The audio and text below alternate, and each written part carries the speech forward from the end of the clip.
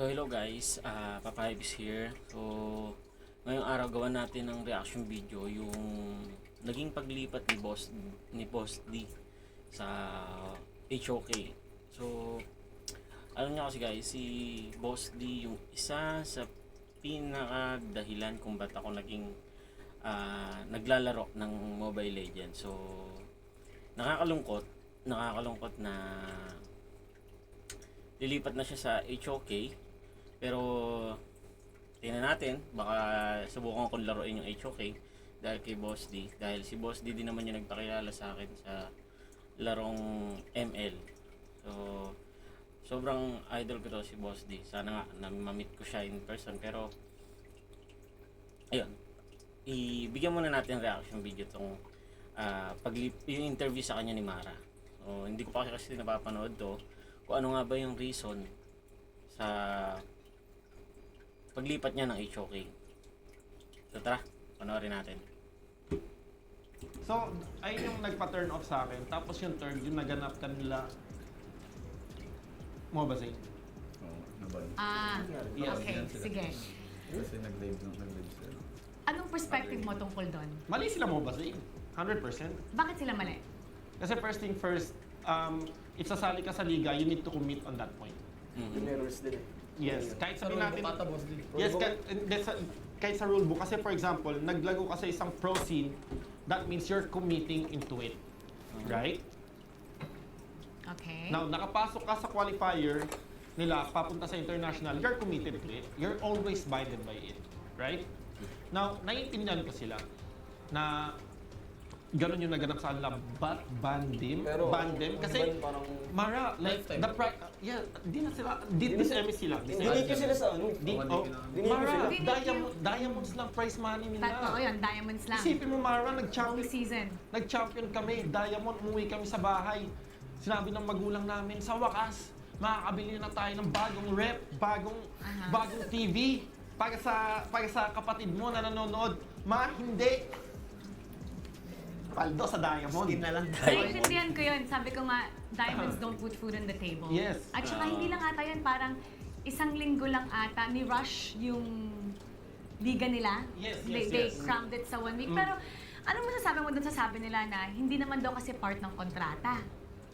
Wala dun sa kontrata. Nasa opening area yun. Kasi nga, hindi naman daw franchise, hindi naman daw sila, iba yung liga nila. Hindi pa ginamaga. Para sa akin, business standing point na, as a business owner also, I think talaga mali talaga. Cut muna natin yun. Yun nga naman, di ba? Grabe naman. Maglalaro ka, magpapakahirap ka, magpapakapuyat ka, magagrind ka.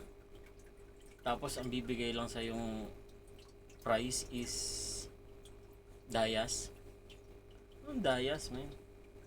Okay sana kung sabihin mo, i-convert mo siya sa pera. Pero ano mo pa, kumbaga parang ikaw pa gagawa ng way para ma-convert mo siya ng pera. So napakalungkot, pero yun ang nangyayari. Di ko alam kung ano nangyayari sa ML ngayon, bakit sobra na silang parang tinitipid nga nila yung mga player.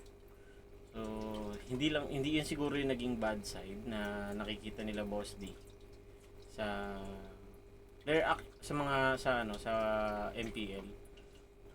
Pero sunod-sunod like for example na lang yung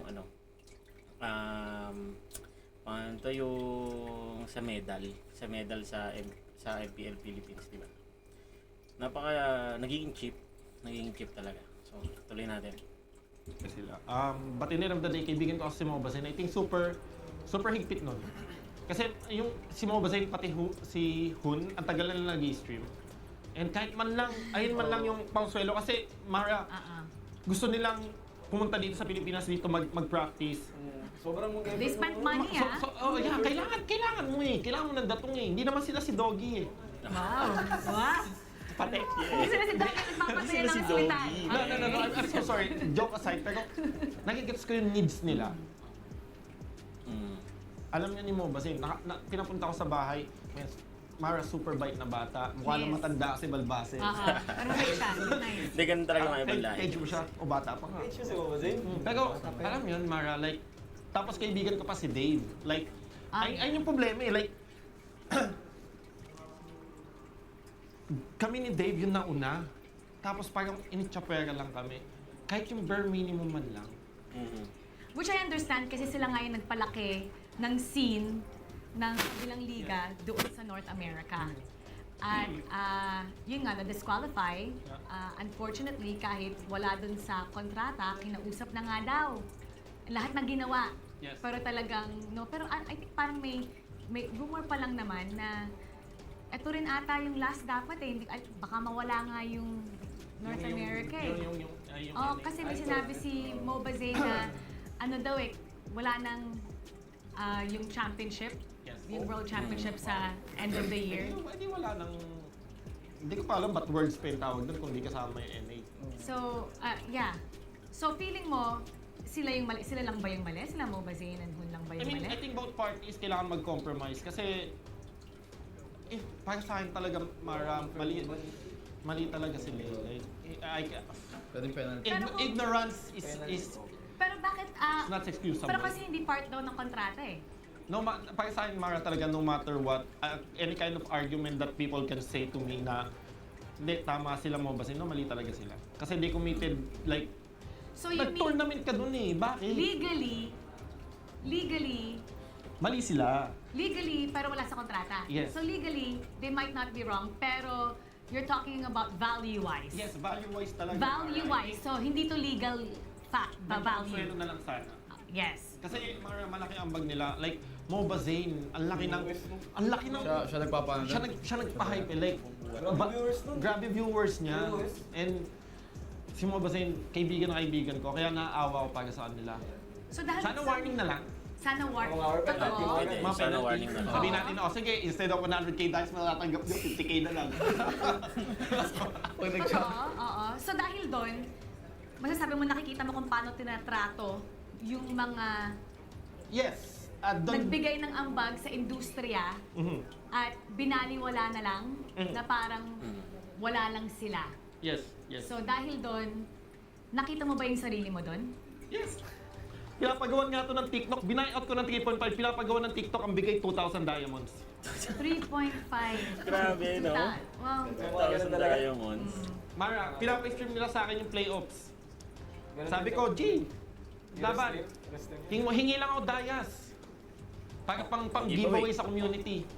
Sabi nila hindi pwede. Ba't mo tinanong kung gusto ko mag-stream ng playoffs?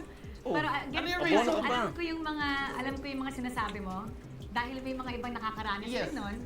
But, Mara, look at this. Minahal ko yung game. Of course. From Kahit high lahat. and low. Every game have their difference. Their pros and cons. Para sa akin lang, I cannot accept na hindi nila kaya magbigay ng bare minimum sa amin. Appreciation. Yes. To be valued. Kasi as a human being, we need that validation no matter what. Hindi, eto, alam kong H2 matagal mo na itong hinihintay. Gusto mong ma-appreciate kita, H2. Gusto niya masabi na, sabihin ni boss din na, ang galing ko. Magaling ka H2. Kaya lang nasa dilig ka. Hindi, magaling ka. Kailangan lang ng push pa. Di ba? Na nakikita ka namin, alam namin yung ginagawa, na-appreciate ka namin. Na-appreciate ko siya. Oo, kahit hindi namin binibigay kung ano man yung monetary, basta sasabihin namin sa'yo at iba-value namin Pero kayo. kung matagal na inaasam, and proud ako kay Asia kung saan naabot ng Career. pagkatao niya yung nagating niya. Alam mo yun, parang natutuwa ako para sa kanila, kay Sumpa, kay Yahweh, kay H2, kay Renjay, super proud ako talaga sa kanila. And thankful ako na sa decision namin to, Magkakasama pa rin sila. it's not wrong eh. Hindi mali talaga yung decision namin. Now, this is the point. Kailangan lang namin mag-grind kasi sasaba kami sa PKL. Yes. No. Okay, confirm. Sasaba kami Kakwali, kasi kakwali na. mag-akwali kami. Parang Confirm katulad na dati, no? kasali na kayo. Yes, S6, S6. Actually, yun ang gusto kong tanungin kasi hindi namin alam kung papasok ba kayo as influencers lang No. ba? Or magiging player. So, okay, magiging player, magiging mid laner ka. Yes. Kasama ka sa qualifiers. So yung mga nanonood dyan, may takit sa qualifier. Wasakan ng qualifier. Qualifiers ulit, no? And how exciting is that? Manonood for you? ako dyan. Kasi, eto nandun na kayo sa pinakamalaking entablado Yes. ng bansa. Tapos ngayon, papasok ulit kayo sa qualifiers. So, how is that like? Does that bring you back para sa akin, ano eh, dagdag init eh. Dagdag Feel ko nga init. Dagdag init kasi, di na kami hindi na tayo kakabahan eh. Hindi na kami kakabahan. So, mainit ko na. Tsaka exciting yun. And the best part dito, Tom, the best part dito, Mara, yung experience na yun, hindi yun nababayaran ng pera. Pag nakapasok tayo, tapos ginapong nga effort talaga yun, 100%. Yes. Ano maganda dito, hindi lang kayo. I mean, hindi lang to sa mga sikat na tao. Anyone can join. Yes, anyone. Sumali lang. Pinsan nyo, pasal. Oo. Isa kayo kasi mula sa AFAM. Pwede, magkakapatid eh. Kanina pa talaga, komportable ka na tol. Hindi, joke lang. Then, pero para sa akin, Iting Mara, ang itatalo lang dito, kasi ito sa mga batang to, yung nawala sa kanila, super laki. Yung qualify, well, nakaqualify sila, si Sumpang hindi naka-qualify, nakapasok lang dun sa liga kagad. Pero yung hinahanap-hanap kasi namin yung golden era na every 6 months may aabangan ka. If casual player ka, gusto mong makakalaban ng pro para makita mo kung nasaan ka na. Yung mga gusto maging pro, gusto nila makalaban ng pro talaga para makita na magaling sila. The reason of that, bakit ganon? Because we want validation.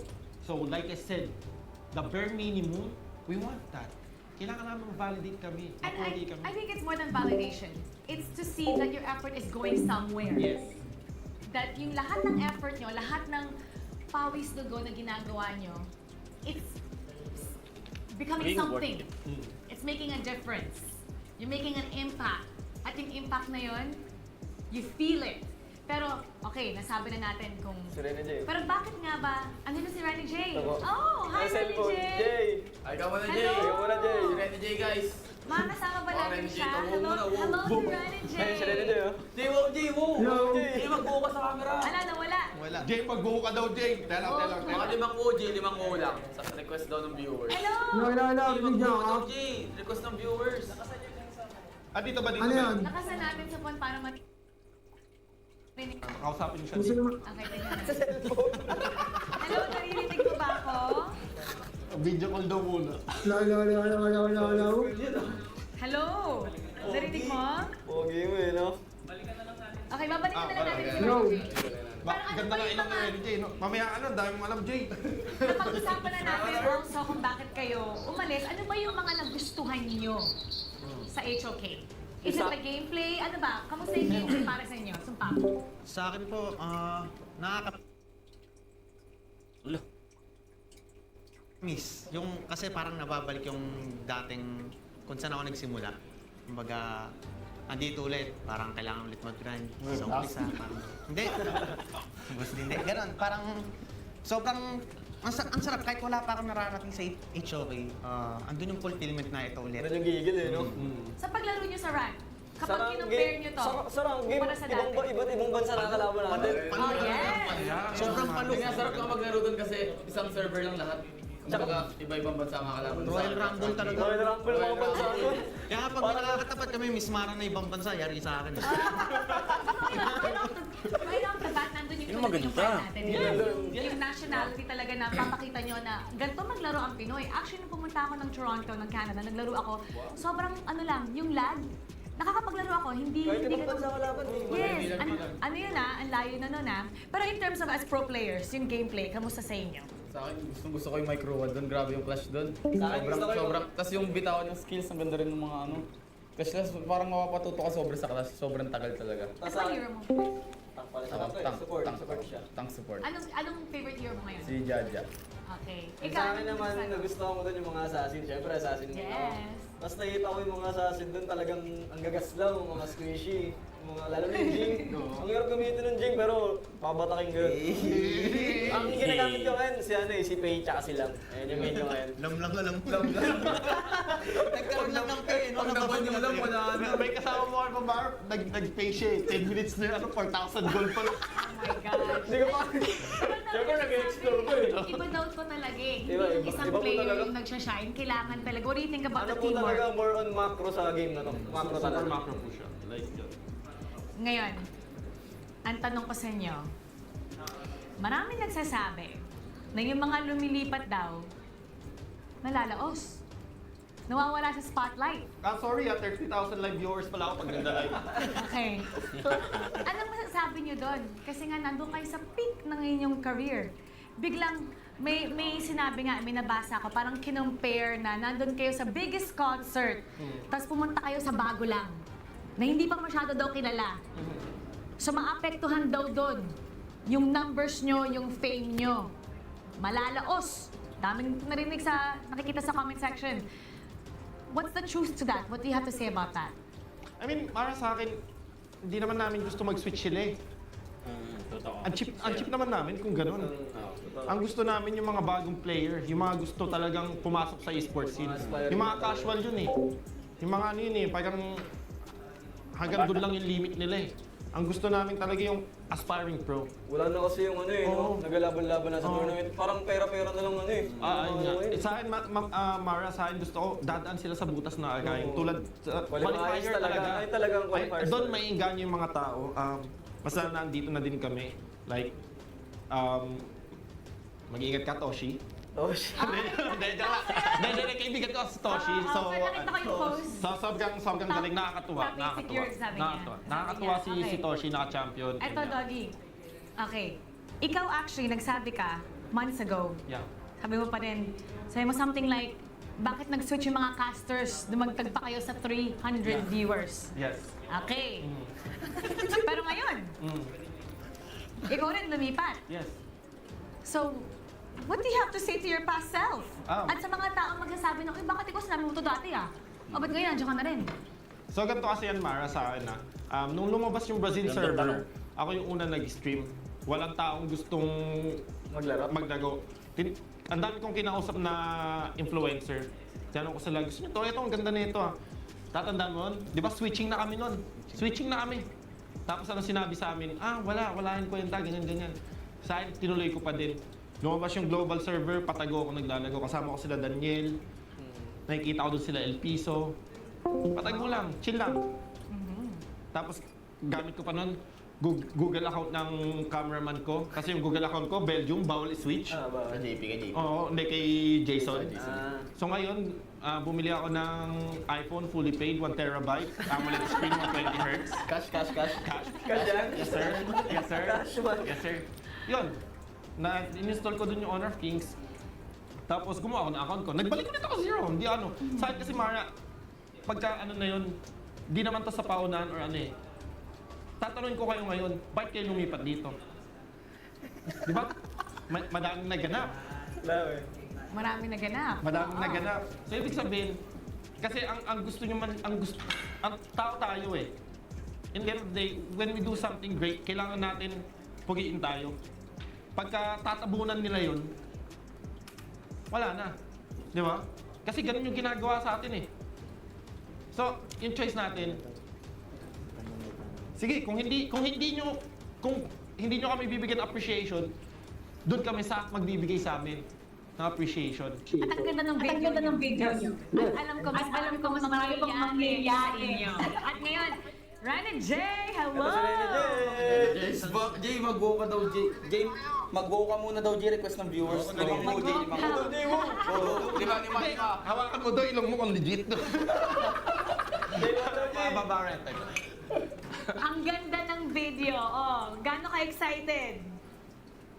How are you feeling? Sobrang excited ko na eh, kasi ano eh, tawag dito, start na ulit kami.